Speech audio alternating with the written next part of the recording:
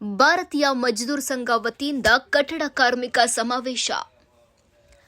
ಕರ್ನಾಟಕ ರಾಜ್ಯ ಕಟ್ಟಡ ಮತ್ತು ಇತರೆ ನಿರ್ಮಾಣ ಕಾರ್ಮಿಕರ ಭಾರತೀಯ ಮಜ್ದೂರ್ ಸಂಘ ವತಿಯಿಂದ ಶ್ರೀನಿವಾಸಪುರದ ಬಿಎಂಎಸ್ ಕಚೇರಿಯ ಮುಂಭಾಗ ಕಟ್ಟಡ ಕಾರ್ಮಿಕರ ಸಮಾವೇಶ ಮತ್ತು ರ್ಯಾಲಿ ಬಹಳ ಅದ್ದೂರಿಯಾಗಿ ನಡೆಯಿತು. ಕಾರ್ಯಕ್ರಮ ಆರಂಭದಲ್ಲಿ ಮೊದಲಿಗೆ ತಾಲೂಕು ಕಚೇರಿಯ ಆವರಣದಲ್ಲಿರುವ ಸಂವಿಧಾನ ಶಿಲ್ಪಿ ಡಾಕ್ಟರ್ ಬಿಆರ್ ಅಂಬೇಡ್ಕರ್ ಭಾವಚಿತ್ರಕ್ಕೆ ಮಾಲಾರ್ಪಣೆ ಮಾಡಿ ನಂತರ ವೇದಿಕೆ ಕಾರ್ಯಕ್ರಮಕ್ಕೆ ಚಾಲನೆ ನೀಡಲಾಯಿತು. ಕಾರ್ಯಕ್ರಮಕ್ಕೆ ತಾಲೂಕು ಜಿಲ್ಲೆಗಳಿಂದ ಸಹಸ್ರಾರು ಕಾರ್ಮಿಕರು ಆಗಮಿಸಿದರು. ಕಾರ್ಯಕ್ರಮದಲ್ಲಿ ಬಿಗಿ ಪೊಲೀಸ್ ಬಂದೋಬಸ್ತ್ ಆಯೋಜಿಸಲಾಗಿತ್ತು. ಕಾರ್ಯಕ್ರಮವನ್ನು ಉದ್ದೇಶಿಸಿ ಮಾತನಾಡಿದ ಜಿಲ್ಲಾ ಪ್ರಧಾನ ಕಾರ್ಯದರ್ಶಿ ಎನ್ ನಾಗಭೂಷಣ್ ರವರು, ಕಾರ್ಮಿಕ ಕಾರ್ಡ್ ಹೊಂದಿದ್ರೆ ಸರ್ಕಾರದಿಂದ ಬರುವ ಸೌಲಭ್ಯಗಳನ್ನು ತಿಳಿಸಿ, ಹಾಗೆ ಸರ್ಕಾರ ಕೆಲವೊಂದು ಸೌಲಭ್ಯಗಳಿಗೆ ದುಂದುವೆಚ್ಚ ಮಾಡುತ್ತಿದೆ ಎಂದು ಕಾರ್ಮಿಕ ಇಲಾಖೆಯ ವಿರುದ್ಧ ಬೇಸರ ವ್ಯಕ್ತಪಡಿಸಿದರು. ಕಾರ್ಮಿಕ ಮಕ್ಕಳಿಗೆ ಕೊಡುವ ಶೈಕ್ಷಣಿಕ ಧನ ಸಹಾಯ 70% ಕಡಿತ ಮಾಡಿದ್ದು, ಈ ಕೂಡಲೇ ಮೊದಲು ಕೊಡುತ್ತಿದ್ದ ಪರಿಷ್ಕೃತ ದರಪಟ್ಟಿಯಂತೆ ಕೊಡಬೇಕು ಮತ್ತು ಇಲಾಖೆಯ ಲಾಗಿನ್ನಲ್ಲಿ ಅನುಮತಿಸಬೇಕು. 60 ವರ್ಷ ಮೇಲ್ಪಟ್ಟ ಎಲ್ಲರಿಗೂ ಪಿಂಚಣಿ ನೀಡಬೇಕು. ಕಾರ್ಮಿಕರ ನೋಂದಣಿ, ನವೀಕರಣ, ಸಾಮಾಜಿಕ ಭದ್ರತೆ ಅರ್ಜಿಗಳ ಪರಿಶೀಲನೆಯನ್ನ ಕಾರ್ಮಿಕ ಅಧಿಕಾರಿಗಳು ಮಾಡಬೇಕು. ಖಾಸಗಿ ಸಂಸ್ಥೆಗಳ ಅನುಮತಿ ಕೂಡಲೇ ನಿಲ್ಲಿಸಬೇಕು. 19 ರೀತಿಯ ಸೌಲಭ್ಯಗಳನ್ನು ಕಡಿತ ಮಾಡದೆ ಜನಪ್ರಿಯ ಯೋಜನೆಗಳನ್ನು ಕೂಡಲೇ ನಿಲ್ಲಿಸಬೇಕು ಮತ್ತು ಕಾರ್ಮಿಕರಿಗೆ ಸರ್ಕಾರಿ ಆಸ್ಪತ್ರೆಗಳಲ್ಲಿ ಉಚಿತ ವೈದ್ಯಕೀಯ ಸೇವೆ ಸಿಗುತ್ತಿರುವುದರಿಂದ ಖಾಸಗಿಯವರಿಂದ ಟೆಂಡರ್ ಮೂಲಕ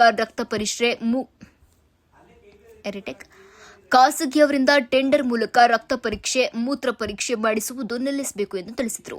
ಈ ಸಮಯದಲ್ಲಿ ರಾಷ್ಟ್ರೀಯ ಮುಖಂಡರಾದ ಸುರೇಶ್ ನಾಡಗೆರೆ, ರಾಜ್ಯಾಧ್ಯಕ್ಷರಾದ ಕಲೀಂ ಕಾಂಬಾಳಿ, ಚಿಂತಾಮಣಿ ಕೋಡಳ್ಳಿ, ಕೆಕೆ ಮಂಜುನಾಥ್, ಜಿಲ್ಲಾಧ್ಯಕ್ಷರಾದ ಶಿವಕುಮಾರ್, ವಾಸುದೇವ್, ತಾಲೂಕು ಅಧ್ಯಕ್ಷರಾದ ವಿ ಶಂಕರರೆಡ್ಡಿ, ಲಕ್ಷ್ಮಿ, ವೆನ್ನಲೆ, ಅನಿತಾ, ಎಸ್ಎಂ ವೆಂಕಟೇಶ್, ಎಚ್ಎಸ್ ಕಲ್ಲೂರು ರತ್ನಪ್ಪ,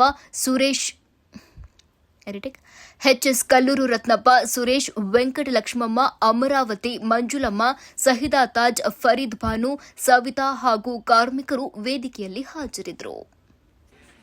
ಕರುಣೆಗಳು ಕೊಟ್ಟಿದ್ದು ಒಬ್ಬೊಬ್ರು ಎಷ್ಟು ಅಂತೇಳಿ ಕೊಡ್ತಾ ಇದ್ದೀರಿ. ಯಾಕೆಂತಂದ್ರೆ ನಮ್ಮ ಮಕ್ಕಳಿಗೆ ಕೊಡ್ಬೇಕಾಗಿದ್ದ ಸ್ಕಾಲರ್ಶಿಪ್ ಆಗ್ಬೋದು. ಎಷ್ಟೋ ಜನ ಇವತ್ತು ಆಪರೇಷನ್ ಮಾಡಿಸ್ಕೊಂಡಿದ್ದಾರೆ. 1 ಲಕ್ಷ ರೂಪಾಯಿ ಆಪರೇಷನ್ ಮಾಡಿಸ್ಕೊಂಡಿರುವಂತ ಖರ್ಚಾಗಿರುವಂತವ್ರಿಗೆ 15ರಿಂದ 20 ಸಾವಿರ ಕೊಡ್ತಾ ಇದ್ದಾರೆ. ಈಗ ಅದರಲ್ಲಿ 70-80% ಕಡಿತ ಮಾಡ್ತಾ ಇದ್ದಾರೆ. ಮೆಡಿಕಲ್ ದುಡ್ಡು ಕೊಡ್ತಾ ಇಲ್ಲ, ಮಕ್ಕಳಿಗೆ ಸ್ಕಾಲರ್ಶಿಪ್ ಕೊಡ್ತಾ ಇಲ್ಲ. ಯಾರಾದ್ರೂ ಮನೆಯಲ್ಲಿ ತೀರ್ಕೊಂಡಿದ್ದಾರೆ, ಅರ್ಜಿ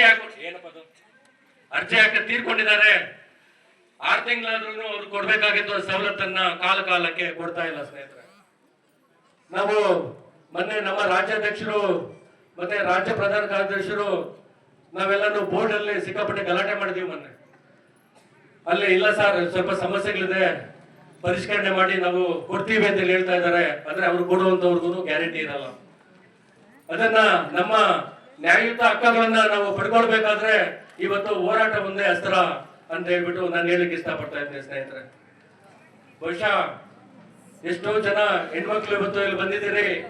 ಗಾರೆ ಕೆಲಸ ಅವತ್ತು ಕೂಲಿ ಮಾಡಿ ಜೀವನ ಮಾಡುವಂತ ಕಾರ್ಮಿಕರು ತಾವಿಲ್ಲಿದ್ದೀರಿ.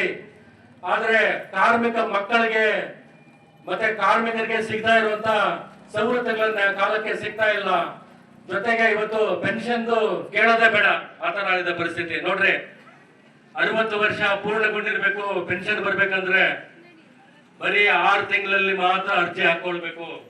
6 ತಿಂಗಳ ಮೇಲೆ 1 ದಿವಸ ದಾಟಿದೆ ಅಂತಂದ್ರೆ ಈ ಜನ್ಮದಲ್ಲಿ ಹಾಕೊಳ್ಳಕ್ಕೆ ಆಗೋದೇ ಇಲ್ಲ. ಆ ಒಂದು ಪರಿಸ್ಥಿತಿ ತಂದಿಟ್ಟಿದ್ದಾರೆ. ಸುಮಾರು ನಮ್ಮಲ್ಲಿ ಬಂದು ವಯಸ್ಸಾಗಿರುವಂತವ್ರು ಕಣ್ಣಲ್ಲಿ ನೀರ್ ಹಾಕೊಳ್ತಾರೆ. ಸರ್, ನಮ್ದು ಲೇಬರ್ ಕಾರ್ಡ್ ಇದೆ, 3 ವರ್ಷ ರನ್ನಿಂಗ್ ಅಲ್ಲಿ ಇದೆ ಸರ್, 15 ನಾವು ಹಾಕೊಳ್ಳಿಕ್ ಆಗಿಲ್ಲ ಅಂತಂದ್ರೆ ಹಾಕ್ಲಿಕ್ಕೆ ಆಗ್ತಾ ಇಲ್ಲ ಈಗಿರುವಂತ ಕಾನೂನು ಪ್ರಕಾರ. ಅದಕ್ಕೆ ನಾವ್ ಹೇಳ್ತಾ ಇದೀವಿ ನಮ್ಮ ಭಾರತೀಯ ಮಜ್ದೂರ್ ಸಂಘದಿಂದ, ನೋಡಿ ನೀವು 100 ಕೋಟಿ ರೂಪಾಯಿ, 1000 ಕೋಟಿ ರೂಪಾಯಿ ಯಾವ್ದಾವ್ದಕ್ಕೋ ಖರ್ಚು ಮಾಡ್ತಾ ಇದ್ದೀರಿ. ಕೆಲಸ ಬಾರದ ಸ್ಕೀಮ್ಗೆಲ್ಲ ನೀವು ಖರ್ಚು ಮಾಡ್ತಾ ಇದ್ದೀರಿ. ನಮ್ಮ ಕಾರ್ಮಿಕರಿಗೆ ಸರ್ಕಾರಿ ಆಸ್ಪತ್ರೆಗಳಿದೆ, ನಾವು ತೋರಿಸ್ಕೊಳ್ತೇವೆ ಅಲ್ಲಿ, ಆದ್ರೆ ಅವ್ರು ಅದನ್ನು ಮಾಡ್ತಾ ಇಲ್ಲ. ಮೊದಲಿಗೆ ಆಂಬುಲೆನ್ಸ್ ಊರ ಹತ್ರ ಹೋಗ್ತಾ ಇದ್ದಾರೆ. ಯಾಕೆ? ನಾವು ನಿಮ್ಗೆ ಬ್ಲಡ್ ಚೆಕ್ಅಪ್ ಮಾಡ್ತೇವೆ, ಮೆಡಿಕಲ್ ಚೆಕ್ಅಪ್ ಮಾಡ್ತೇವೆ ಅಂತ ಹೇಳಿ ಆಂಬುಲೆನ್ಸ್ ತಗೊಂಡು ಊರ ಹತ್ರ ಹೋಗಿ ಪರೀಕ್ಷೆ ಮಾಡೋದ್ರಿಂದ 3,000 ರೂಪಾಯಿ ಒಬ್ಬರಿಗೆ ಏನೋ ಪರೀಕ್ಷೆ ಮಾಡಲಿಕ್ಕೆ ದುಂದು ವೆಚ್ಚ ಮಾಡಿ ನಿಮ್ಮ ಎಲ್ಲ ಸೇರ್ಬೇಕಾಗಿರುವಂತಹ ದುಡ್ಡನ್ನ ಸುಮಾರು 800 ಕೋಟಿ ರೂಪಾಯಿ ಹಗರಣ ಮಾಡ್ಕೊಂಡಿದ್ದಾರೆ ಕಾರ್ಮಿಕ ಮಂಡಳಿಯಲ್ಲಿ. ಈಗ ಮೊನ್ನೆ ನಾವು ರಾಜ್ಯ ಉಚ್ಚ ನ್ಯಾಯಾಲಯದಲ್ಲಿ ಈ ಒಂದು 800 ಕೋಟಿ ರೂಪಾಯಿ ನೀವು ಹಗರಣ ಏನ್ ಮಾಡಿದಿರಿ ಅದನ್ನ ಸಿಬಿಐ ತನಿಖೆಗೆ ವಹಿಸ್ಬೇಕು ಅಂತ ಹೇಳ್ಬಿಟ್ಟು ನಾವು ಕೇಳಿದ್ದೀವಿ. ಈಗ ಸರ್ಕಾರ ಏನ್ ಮಾಡ್ತದೆ ಅಂತ ಹೇಳಿ ಕಾದು ನೋಡ್ಬೇಕಾಗಿದೆ. ಮಾಡಿಲ್ಲ ಅಂತಂದ್ರೆ ನಾವು 2ನೇ ಹಂತದಲ್ಲಿ ನಾವು ಹೋರಾಟಕ್ಕೆ ಹೋಗ್ತೀವಿ. ಅದೇ ರೀತಿಯಲ್ಲಿ ಸ್ನೇಹಿತರೆ, ನಾನು ಹೆಚ್ಚಿಗೆ ಮಾತಾಡ್ಲಿಕ್ಕೆ ಹೋಗ್ತಾ ಇಲ್ಲ. ಯಾಕೆಂತಂದ್ರೆ ದೂರದ ಹಳ್ಳಿಗಳಿಂದ ಬಿಸಿಲಿನಲ್ಲಿ ಇಲ್ಲಿ ಕೂತಿದ್ದೀರಿ, ಪರಿಸ್ಥಿತಿ ನಮಗೂ ಅರ್ಥ ಆಗ್ತಾ ಇದೆ. ಈಗ ಇಷ್ಟೊತ್ತು ಮಾತಾಡ್ಲಿಕ್ಕೆ ಅವಕಾಶ ಕೊಟ್ಟಂತ ನಮ್ಮೆಲ್ಲರಿಗೂ ನಾನು ವಂದಿಸ್ತಾ ಇದ್ದೀನಿ. ಈಗ ಒಂದು 10 ನಿಮಿಷದಲ್ಲಿ ಊಟದ ವ್ಯವಸ್ಥೆ ಇರ್ತದೆ. ರ್ಯಾಲಿ ಹಮ್ಮಿಕೊಂಡಿದ್ದು ಇದರ ಅಧ್ಯಕ್ಷತೆ ವಹಿಸಿದಂಥ ಮಂಜುಳಮ್ಮ ಅವರು ಮತ್ತು ಉಪಾಧ್ಯಕ್ಷರಾದ ಶಂಕರರೆಡ್ಡಿ ಅವರು ಹಾಗೂ ಸುರೇಶ್ ಅವರು, ರಾಷ್ಟ್ರೀಯ ಮುಖಂಡರು ಮತ್ತು ನಮ್ಮ ನಾಗಭೂಷಣ್ ಮತ್ತೆಲ್ಲ ಪದಾಧಿಕಾರಿಗಳು ಇವತ್ತು ಒಂದು ರ್ಯಾಲಿ ಮುಳಬಾ ಸರ್ಕಲ್ನಿಂದ ನಮ್ಮ ಇಂದಿರಾಬಾದ್ ಸರ್ಕಲ್ ಹಾಗೂ ಕಚೇರಿವರೆಗೂ ರ್ಯಾಲಿ ಹಮ್ಮಿಕೊಂಡಿದ್ದು ತುಂಬ ಅದ್ಭುತವಾಗಿತ್ತು ರ್ಯಾಲಿ. ಮತ್ತು ಕಟ್ಟಡ ಕಾರ್ಮಿಕರು ಸಮಾವೇಶದಲ್ಲಿ ಏನು ಕಟ್ಟಡ ಕಾರ್ಮಿಕರ ಸಮಸ್ಯೆಗಳಿದೆಯೋ ಅದನ್ನು ಮನಗೊಂಡು ನಾಗಭೂಷಣ ಮತ್ತು ಮಂಜುಳಮ್ಮ ಮತ್ತು ಶಂಕರರೆಡ್ಡಿ ಅವರ ಕಾರ್ಯಗಳ ಬಗ್ಗೆ ಗಮನ ಹರಿಸಿ ಏನನ್ನು ನಮ್ಮ ಸರ್ಕಾರದಿಂದ ಬರುವ ಸೌಲಭ್ಯಗಳನ್ನು ಒಂದು ವೇಳೆ ಯಾವುದೋ ಗಾರ್ಮೇಸ್ತ್ರಿ ಆಗ್ಬೋದು ಅಥವಾ ಮರದ ಕೆಲಸ ಆಗ್ಬೋದು, ಜಲ್ಲಿ ಹೊಡೆಯೋರಾಗ್ಬೋದು ಮತ್ತು ಯಾರೇ ಕಾರ್ಮಿಕರಾಗಲಿ ಅವ್ರಿಗೆ ಸರ್ಕಾರದಿಂದ ಬರೋ ಅನುದಾನಗಳು ಒಂದು ವೇಳೆ ಕೆಲಸ ಮಾಡುತ್ತಿದ್ದಾಗ ಏನೋ ಅಕಾಲಿಕ ಮರಣ ಅಂದರೆ ಅವ್ರಿಗೆ 10 ಲಕ್ಷವರೆಗೂ ಬರುತ್ತೆ. ಅದನ್ನು ಮನಗೊಂಡು ಅವ್ರಿಗೆ ಮನವರಿಸಿ ನೀವು ಏನಾದರೂ ಲೇಬರ್ ಕಾರ್ಡ್ ಮಾಡಿಸ್ಕೊಂಡ್ರೆ ಈ ಸೌಲಭ್ಯ ಸಿಗುತ್ತೆ ಅಂತೇಳಿ ಲೇಬರ್ ಕಾರ್ಡ್ಸನ್ನು ಮಾಡಿಸಿ ಅವ್ರು ಒಟ್ಟಿಗೆ ಕೆಲಸ ಮಾಡ್ಕೊಂಡು ಹೋಗ್ತಾ ಇದ್ದಾರೆ.